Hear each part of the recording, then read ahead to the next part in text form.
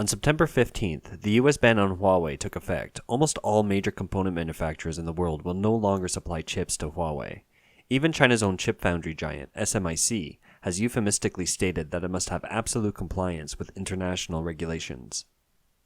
On May 15th this year, the U.S. Department of Commerce issued a ban on Huawei, prohibiting chip foundries from using U.S. equipment and technology to produce chips for Huawei, as well as prohibiting Huawei from using U.S. software and technology to design its chips. On August 17th, the U.S. stepped up its ban on Huawei.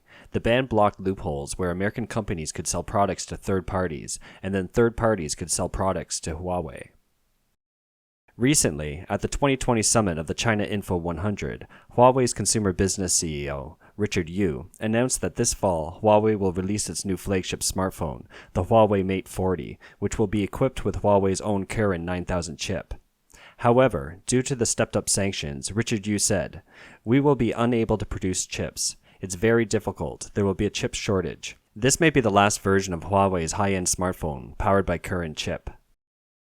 Why is Huawei facing a global supply shortage after the US government blacklisted it? Semiconductor sector experts believe that it is difficult for chip manufacturers to bypass using US technology and equipment under the US sanctions. Take Huawei's most advanced Kirin 9000 chip as an example. To produce chips, several steps must be gone through, including designing, manufacturing, packaging, and testing. For packaging and testing, local Chinese companies can meet Huawei's needs, but for the design phase, although the Kirin 9000 is designed by Huawei HiSilicon, American EDA software is needed for the design process. There are three main EDA providers, Cadence, Synopsys, and Mentor Graphics, which are in a monopoly position. These three are all American companies. Another example is the manufacturing phase. The Kirin 9000 chip is made by the most advanced 5nm process. Only the Dutch company's ASML's photolithography machine can meet this requirement. However, this company has a deep American capital and technology background. Therefore, all companies that use ASML's photolithography machines are subject to the US ban. After the United States introduced the ban, and prior to the ban taking effect, Huawei urgently stocked up on microchips. It placed a $700 million order with chip foundry company TSMC on a large number of 7nm and 5nm chips, with an agreement that these orders are delivered before September 15th. Chinese media outlets are reporting that Huawei chartered a cargo plane to Taiwan to bring back the chips by September 14th. MediaTek, Micron, Samsung, and SMIC have successfully sent applications to the US government, applying for permission to supply chips to Huawei. However, the semiconductor industry generally expects that the possibility that the US government will issue a license in a short time is not high. Analysts believe that the United States will put increasing pressure on China before the presidential election. Huawei's products, from mobile phones, 5G base stations to servers, and even various Internet of Things devices, all require chips. Hong Kong media, Apple Daily, reported that Huawei's stock of high-end chips and memory can only last for about 6 months to a year. According to the latest report by the research organization Strategy Analytics, in 2020, Huawei will manufacture 190 million smartphones, with a market share of 15.1%, dropping to the third position globally. If the ban continues, Huawei's chip inventory will be exhausted, its smartphone business will be in a state of collapse, and its market share will drop to 4.3%, which is equivalent to quitting the list of leading smartphone manufacturers. People are wondering, does Huawei have a plan B?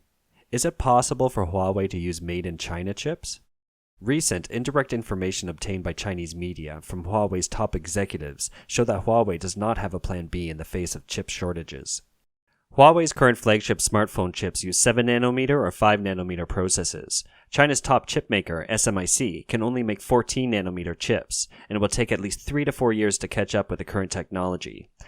However, the current progress of advancement of chip-making technology is fast. 3 or 4 years later, international high-end chips will be even more advanced.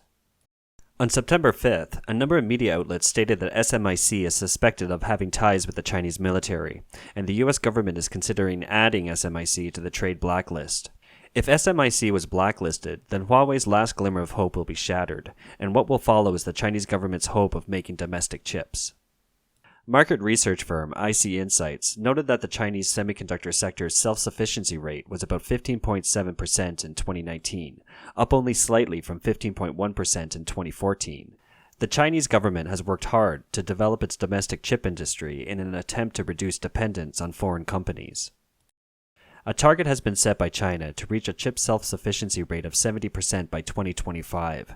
In June 2014, the State Council of China proposed to establish a National Integrated Circuit Industry Fund to support the research and development of new technologies in the semiconductor industry, and emphasized that this was on a national strategic level. The Chinese government's strong desire for domestic-made chips and the huge amount of money offered have provided opportunities for Chinese scammers to take advantage of. Companies such as Wuhan Hongxing, or HSMC, and Hanxing 1 are two of the most prominent cases. According to the pronunciation of the Chinese characters, Wuhan Hongxing is a homophone to the Red Heart of Wuhan. The pronunciation of Hanxin is a homophone to Heart of the Han Empire.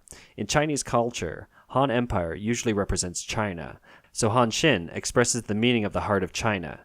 Chip manufacturing in China is equated by the CCP's propaganda with national pride and honor.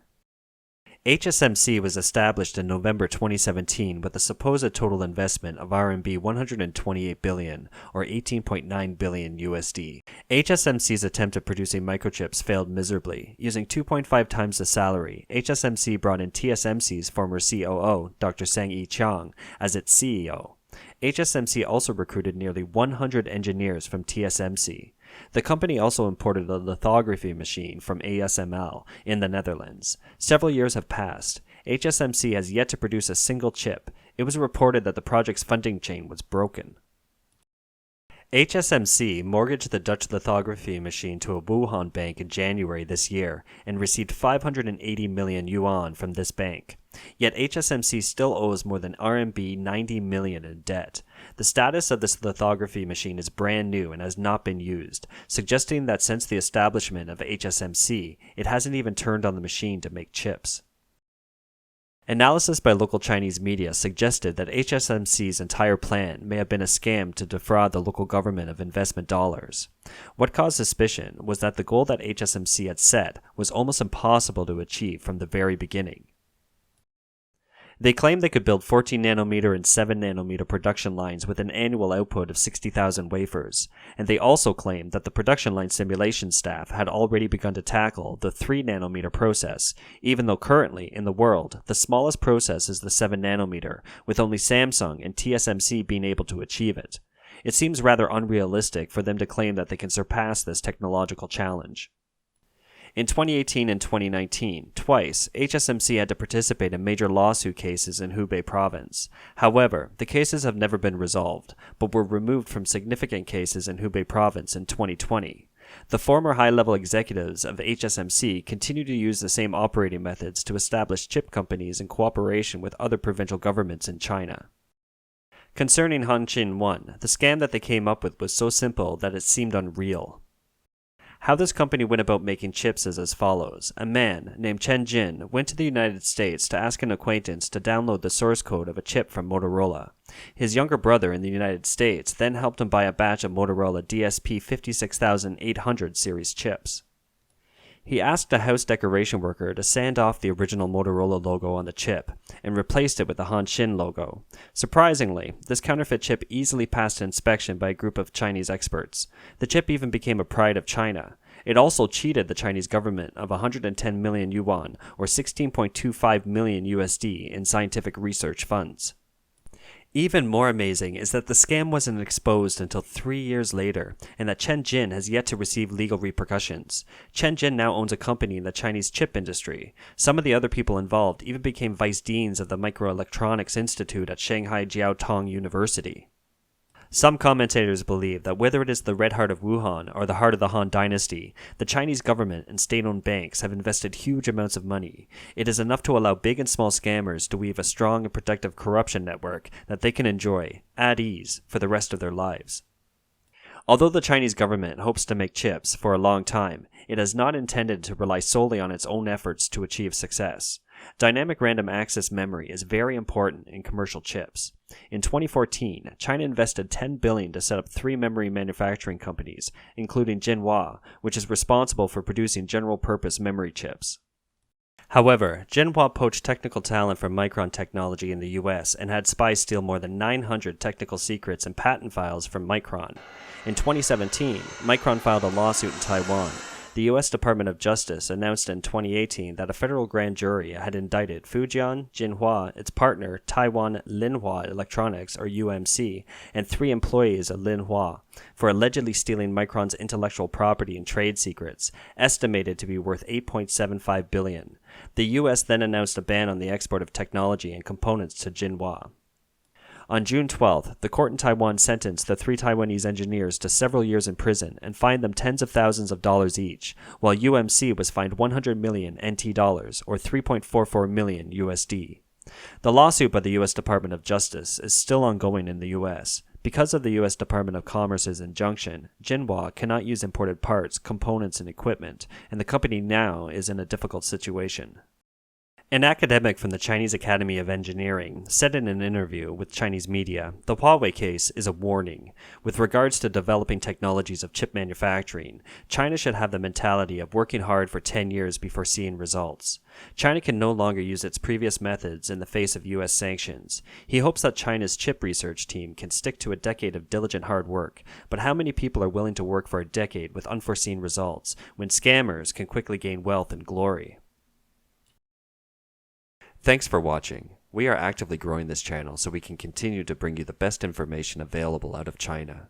Please like, subscribe, and join the conversation in the comment section. Your feedback and participation is greatly appreciated.